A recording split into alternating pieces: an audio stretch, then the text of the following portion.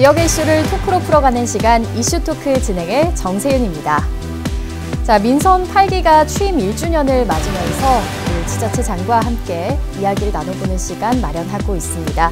자, 오늘은요, 바로 시민 중심의 으뜸 정읍이라는 슬로건을 가지고 열심히 또 시정 운영을 하고 계신 분이시죠. 바로 이학수 정읍시장 모셨는데요. 함께 이야기 나눠보도록 하겠습니다. 시장님 안녕하십니까? 네, 안녕하세요. 네. 반갑습니다. 자, 저희가 민선 8기 취임 1주년을 맞아서 또 이렇게 대담을 함께 하고 있는데요. 그렇다는 말은 또 지난 1년 동안의 소회를 여쭤보고 싶기도 한 말씀입니다. 어떻게 보내셨고 어떤 생각들이 드시는지요? 제가 취임한 이후에 될 수 있으면 시민의 눈높이로 시정을 펼쳐야 되겠다 이렇게 생각을 해서요. 항상 시민들과 소통하려고 노력했고 시민 입장에서 시정을 펼쳐왔습니다.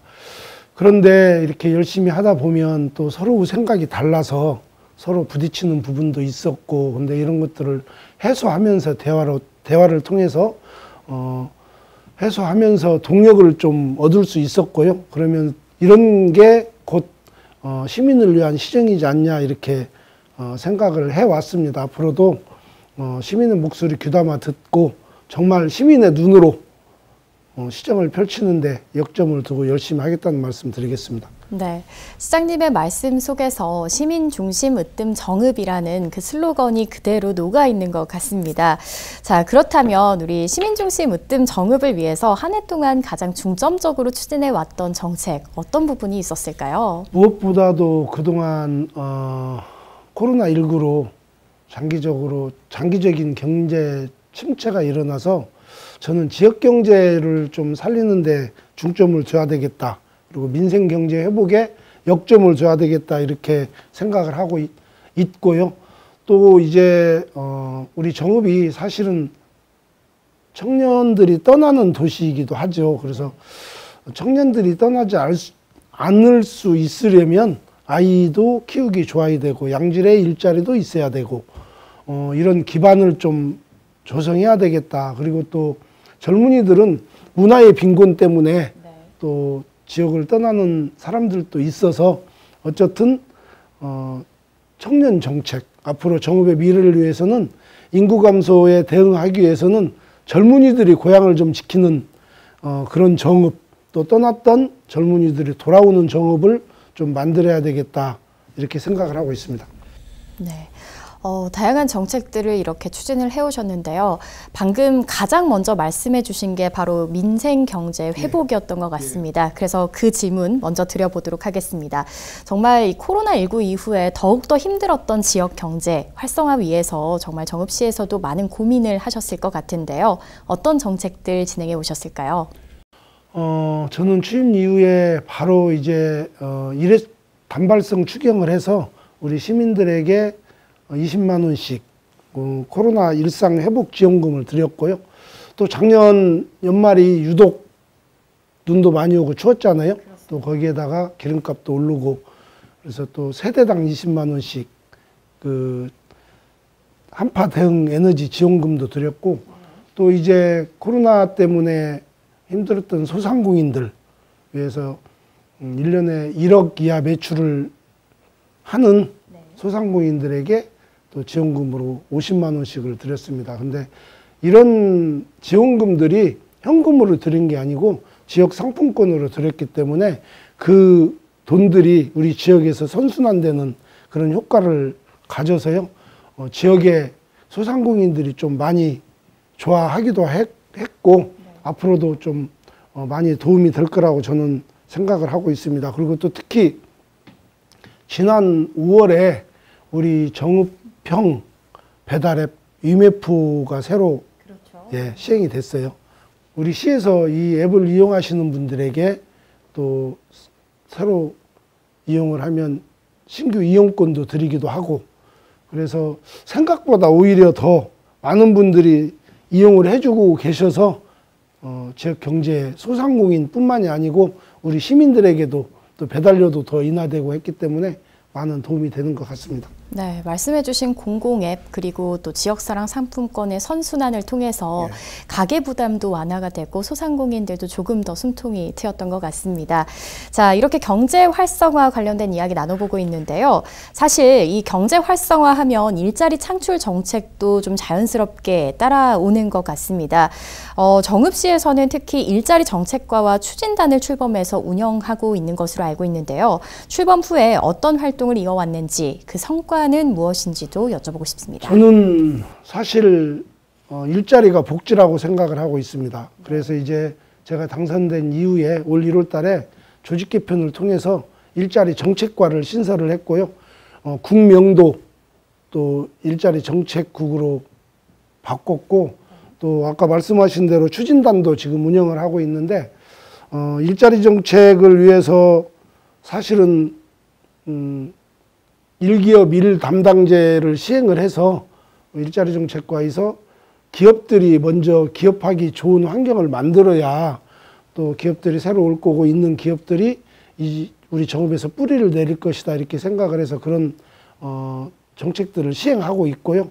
또 추진단에서는 부시장님이 단장을 맡고 계시는데 한 달에 한 번씩 회의를 해서 그 관련 기관과 긴밀한 협조 체계에서 일자리 창출 복지 방안들을 좀 만들어내고 있는데요. 거기에는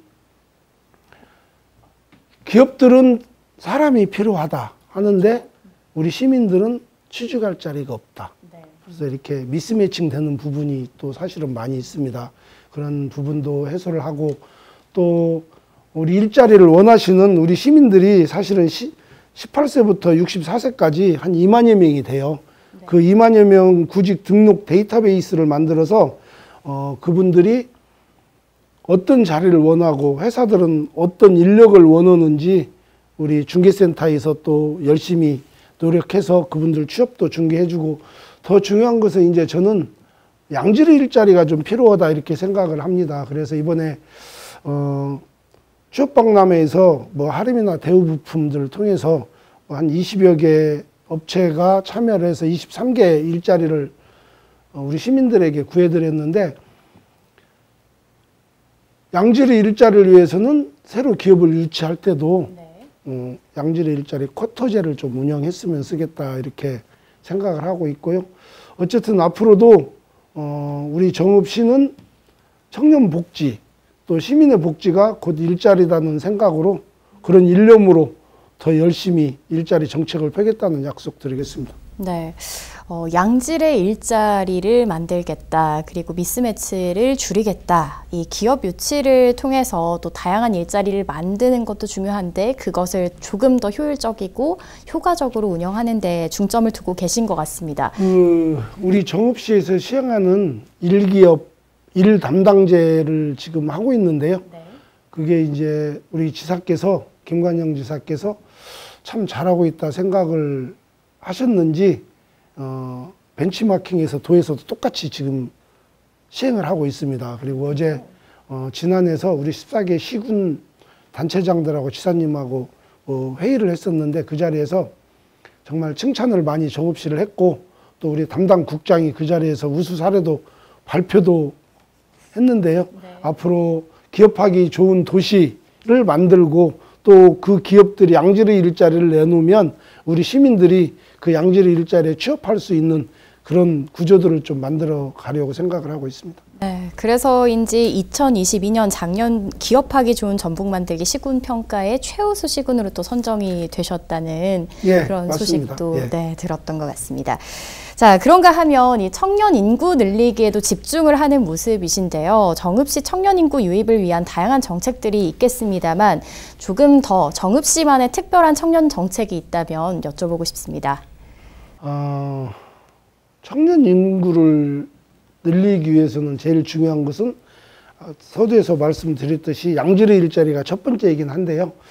근데 사실 우리 정읍이 청년들이 생활하기에 참 부적절하다, 이런 생각이 들어요. 저도 2명의 청년 아들이 있는데요. 네. 하나는 결혼하고 하나는 결혼을 하지 않았습니다만 어린이를 데리고 주말이면 대도시로 가서 그 체험을 해야 되고, 또 어린이를 낳기 위해서는 광주나 전주 가서 출산을 해야 되고, 또 어린이 낳고 나서 산후조리 또한 정읍서 할 데도 없고, 그래서 이제 제가 어린이 키우기 좋은 환경부터 만들어야 되겠다. 그래서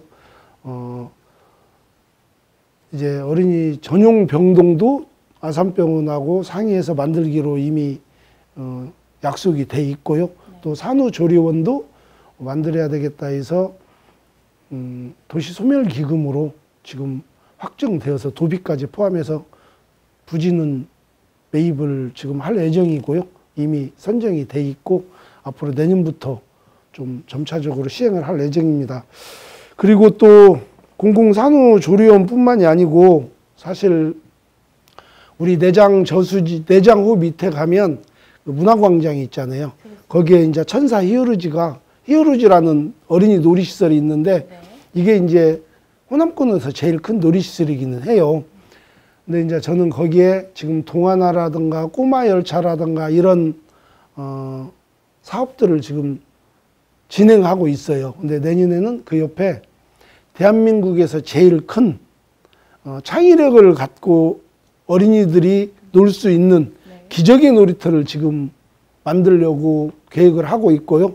지금 설계에 들어갔는데, 그러면 정읍에서 어린이를 키우는 우리 부모들이 뭐 거기에 가서 어린이하고 같이 놀 수도 있지만, 저는 대도시에 서울을 비롯해서 인근 각지의 대도시 어린이들이 좀 정읍에 와서 그런 놀이시설을 이용하고 체험하고 될 수 있으면 하루에 놀 수 없게, 그래서 1박을 하고 같이 놀고 가면 지역경제에도 도움이 될 것이다. 그래서 그런 어린이 키우기 좋고 또 청년들이 견디기 좋은 도시를 만들기 위해서 앞으로도 시정을 계속 펼쳐나가려고 생각을 하고 있습니다. 네, 아이 낳고 키우기 좋은 환경 조성하는데도 정말 많은 노력을 기울이고 계신 것 같습니다. 이어서 이제 아까 말씀하신 대로 청년이 머무르기 좋은 도시를 만들어야 되겠다라는 말씀 하셨는데, 그 지금 한 47개 청년 정책을 시행하고 있어요. 심지어 몇 가지만 예를 들자면, 신혼부부 주택 전세자금에 대한 이자 지원, 그리고 또 대학 신입생 장학금 뿐만이 아니고 청년 취업 시험반도 운영을 하고 있고요. 또 우리 정읍의 SK 넥실리스와 같이 청년 창업 패키지 지원 사업도 하고 있고, 아까 말씀드린 대로 기업들에게 정말 양질의 일자리를 제공하는 기업들은 우리 시에서 지원할 수 있는 범위 내에서는 다 지원을 해서라도 좋은 일자리를 하나라도 더 만드는 게 제 시정 목표이기도 합니다. 네, 사실 청년의 나이 범위가 참 넓어지고 있잖아요. 그래서 더 많은 이 사업들이 더 다양한 연령층에서 혜택을 받을 수 있는 정책들을 많이 고민하시는 것 같습니다. 우리 지금 말씀하신 우리 시에서는 조례를 바꿨어요. 그 청년 지원 정책을 만 39세가 아니고 45세까지 늘리는 조례도 만들어서 그 만 45세까지는 이런 정책, 이런 혜택을 다 받을 수가 있습니다. 네, 그런가 하면 이 지방 소멸에 대응하기 위해서 최근에는 관계 인구 정책을 강조하고 계시던데요. 관계 인구라 하면 생활 인구라고 또 생각이 됩니다. 이 관련된 정책들은 어떤 게 있을까요? 이게 지금 인구 늘리기는 우리 정읍시뿐만이 아니고 대한민국의 모든 자치단체들의 고민이기도 한데요. 뭐 정주 인구를 늘릴 수 있으면 좋겠지만 실질적으로 정주 인구를 늘릴 수 없다면 말씀하신 대로 생활 인구를 좀 늘려야 되겠다. 이제 생활 인구란 뭐 서울에 직장이 있다든가 대도시에 직장이 있으면 주말에 정읍 와서 생활을 하는 그런 생활 인구를 말씀을 드리는데요. 그분들이 정읍하고 뭔가 좀 관광객이 아니고 밀접한 관계가 있는 분들이 자주 정읍을 찾고 또 일주일에 2, 3일이라도 정읍에 기거를 하면 정읍의 지역경제도 살고 그래서 먼저 관계 인구를 좀 늘려야 되겠다 생각을 하고 있고요. 또 그러기 위해서는 우리 정읍의 귀농귀촌 정책이라든가 또 문화관광 시설 확충이라든가 지역 여건과 맞는 자원을 활용한 정책들을 많이 펴야 되겠죠. 그래서 그런 관계 인구 늘리기에도 좀 역점을 둬야 되겠다 이렇게 생각을 하고 있습니다. 네. 자, 그럼 이번에는요, 정읍 시의 복지 정책과 관련한 이야기들 살펴보도록 하겠습니다. 자, 행복 나눔 냉장고를 비롯해서 정읍형 복지 정책을 실현해 가겠다라는 이야기를 참 많이 들었던 것 같습니다. 어떤 내용일지 다시 한번 정리해 주시죠. 우리 정읍은 고령 인구도 많이 있지만 사실은 도농 복합 도시입니다. 그래서 아주 농촌 도시나 아주 도시 도시하고는 좀 형태가 다르기 때문에 우리 정읍형 복지를 좀 실현해야 되겠다는 생각을 갖고 있는데요.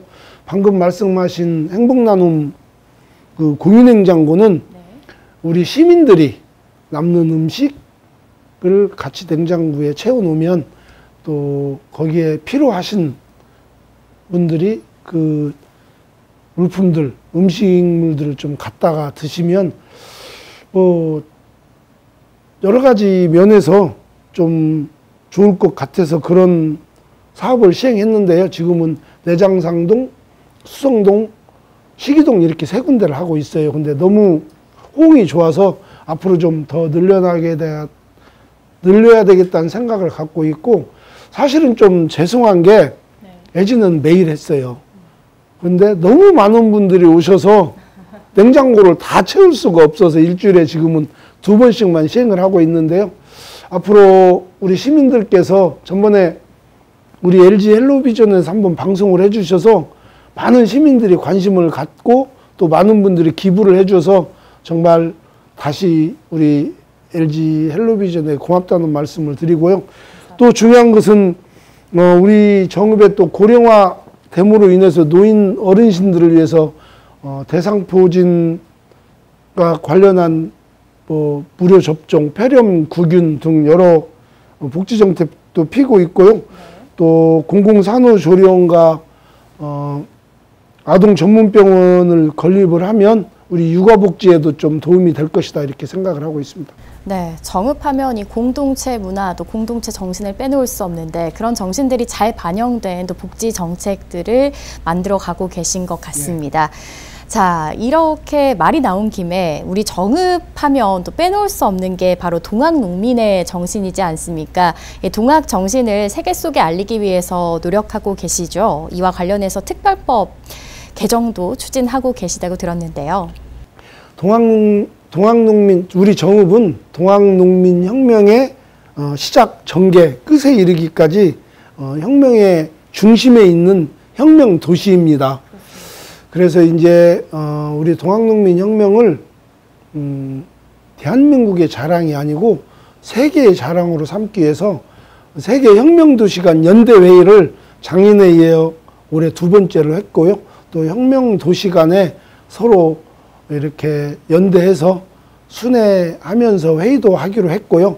또 중요한 것은 동학농민 혁명 특별법 제정이 됐는데, 아시다시피 동학농민 혁명은 1894년 1월 우리 고부 관화에서부터 조병갑의 폭정에 우리 시민들이 들고 일어났는데요. 그게 이제 특별법에는 3월 무장기포로 돼 있어요. 그래서 이걸 좀 바로 잡아야 되겠다는 생각이 들어서 올 9월에는 그 관련해서 서울 프레스센터에서 이제 뭐 학술대회도 할 거고요. 올 10월에 36개 동학농민 단체와 같이 연대해서 국회에서 포럼도 해서 그 특별법의 잘못된 부분도 좀 바로 잡고 더 나가서 우리 동학농민 혁명의 명칭과 또 정신을 헌법에도 좀 담아야 되겠다 해서 그런 사업까지도 계속 추진할 계획입니다. 네, 이 혁명의 시작을 고부봉기로 바로 잡겠다. 네, 또 그리고 다양한 또 공동 성명 발표를 통해서 이 정신을 더 알리겠다라고 말씀해 주셨습니다. 전문에 게재될 수 있을 때까지 노력을 해야 되겠다. 저는 이렇게 생각을 하고 있습니다. 네. 자, 그러면 정읍의 이 자연과 역사, 문화에 관련한 이 이야기도 좀 나눠보면 좋을 것 같습니다. 정읍하면 참 정말 천혜의 자연 환경을 가지고 있는 도시이기도 한데요. 이와 관련해서 사실 이 정읍의 자랑인 내장산에 관광산업이 조금은 집중되어 있지 않나 이런 고민들 정말 오랫동안 해왔습니다. 이 부분과 관련해서 좀 어떻게 하면 저희가 해안을 발휘해서 관광산업을 활성화시킬 수 있을까요? 지금 말씀하신 대로 우리 정읍 관광객의 60%가 내장산에 쏠려 있습니다. 그래서 이제 어떤 분들은 지금 뭐 내장산이나 또 구절초 정원에 많은 관광객들이 오는데 시내 상권에 아무 도움이 되지 않는다 이렇게 말씀하신 분들도 있는데요. 네. 사실 맞습니다. 그래서 좀 새로운 관광 코스를 개발을 해야 되겠다. 아시다시피 우리 정읍은 다른 지역에 비해서 많은 그런 관광이나 문화, 역사, 콘텐츠들이 많이 있음에도 불구하고 내장산에 집중되어 있는 그런 관광을 좀 트렌드를 바꿔서 요새에 맞는 관광 코스를 좀 더 개발을 해야 되겠고요. 더 중요한 것은 좀 차별화된 관광 코스도 좀 만들어야 되겠다. 그래서 내장산, 내장호, 용산호 이 삼각 트라이앵글 코스를 좀 개발을 할 거고요. 앞으로는 문화유산뿐만이 아니고 치유관광. 사실 관광하면 뭐 예전에는 볼거리였지만 지금은 볼거리뿐만이 아니고 놀거리, 먹거리까지 필요하기 때문에 그런 모든 걸 충족시킬 수 있는 또 트렌드에 맞는 그런 상품들을 좀 개발해야 되겠다 해서 용역도 마쳤고요. 네. 앞으로 내년부터 좀 차근차근 추진해 나갈 계획입니다. 네. 관광과 관련한 정책들도 좀 살펴봤습니다. 자, 그럼 이번에는요, 정읍시 현안 문제들 짚어보도록 하겠습니다. 자, 옥정호의 개발을 두고 오랫동안 이 임실군과의 의견차를 좁히지 못하고 있는 게 사실입니다. 사실 이 문제를 어떻게 접근해 가실 계획인지 좀 여쭙고 싶습니다. 제가 사실 2016년도에 네. 최초로 도의원에 당선됐었어요. 그래서 도의회 가니까 임실 출신 두 도의원들이 시간만 되면 옥정호 풀어달라, 개발하게 해달라 이렇게 그냥 우분 발언하고 도정질의하고 했었는데 사실 2015년도에 우리 정읍과 임실, 순창, 전라북도 이렇게 기관이 상생협력서를 작성했어요. 그 상생협력서 내용은 좀 환경을 저해하진 않는 범위 내에서 개발을 하자. 그래서 수면 개발은 않는 걸로 이렇게 협력서에 기재가 돼 있는데요.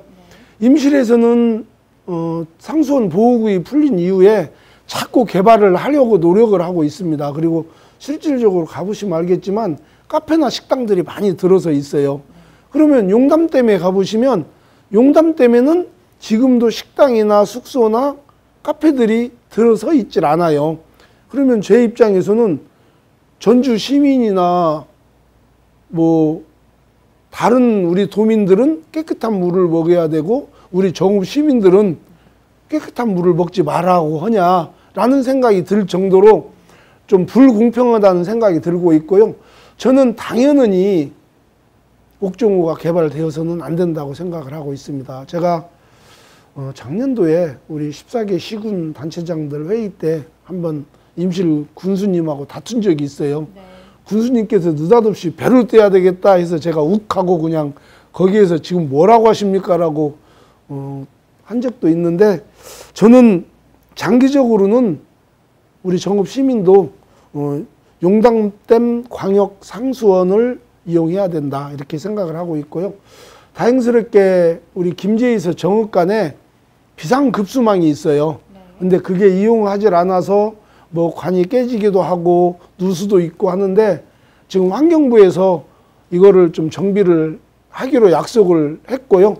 또 윤준병 국회의원님과 함께 많은 노력을 해서 용담댐 식수원이 우리 금구까지 이렇게 오는 걸로 계획이 돼 있기 때문에 지금 현재 우리 시민이 용담댐 물을 먹기 위해서는 한 1,300억 정도가 드는데 아마 그게 시행되면 예산이 좀 줄 거고요.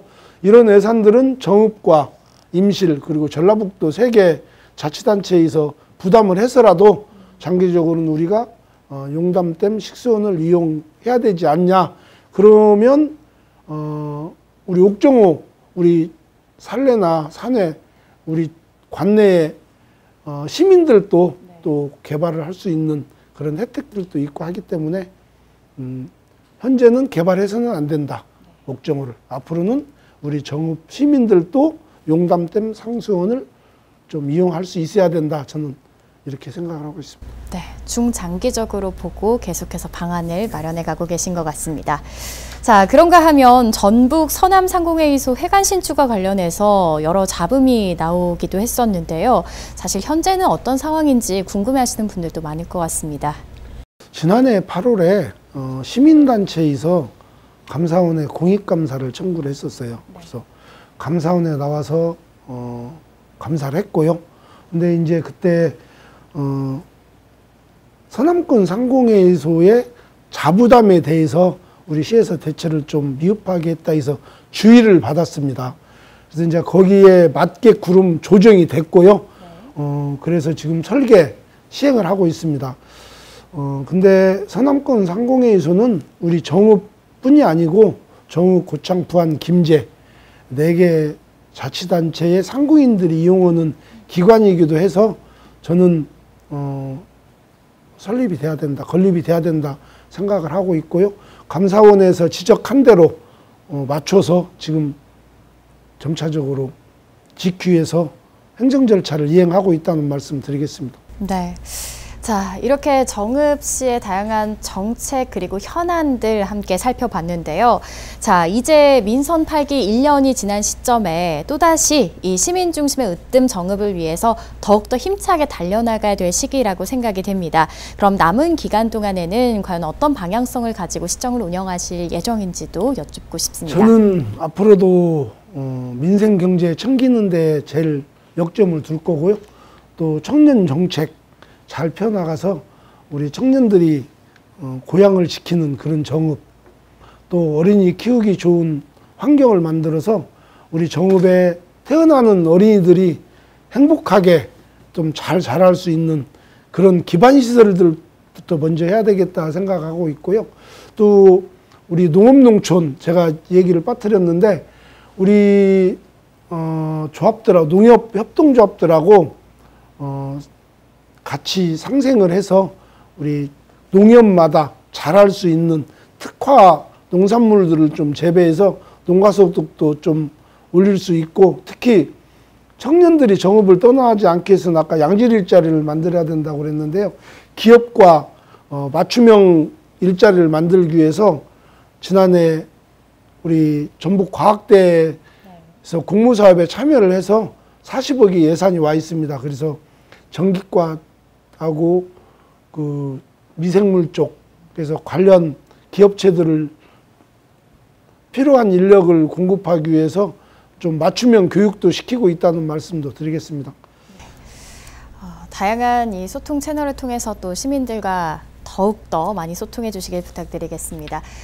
그리고 이제 마지막으로 오늘 이 방송을 통해서 지역민들께서 아마 많이 관심 갖고 보고 계실 것 같습니다만, 최근에 시민들께서 걱정하실 일도 있었고 또 우리 시민 여러분들께 앞으로 또 더 해드리고 싶으신 말씀도 있으실 것 같아서요. 이 자리 빌어서 한 말씀 부탁드리도록 하겠습니다.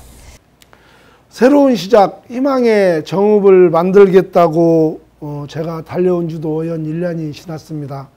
하지만 앞으로 남은 기간 동안에도 더 열심히 뛰기 위해서 신발끈 졸라 맬 거고요. 또 민생경제 회복을 위해서 더 열심히 노력하겠다는 말씀 드리겠습니다.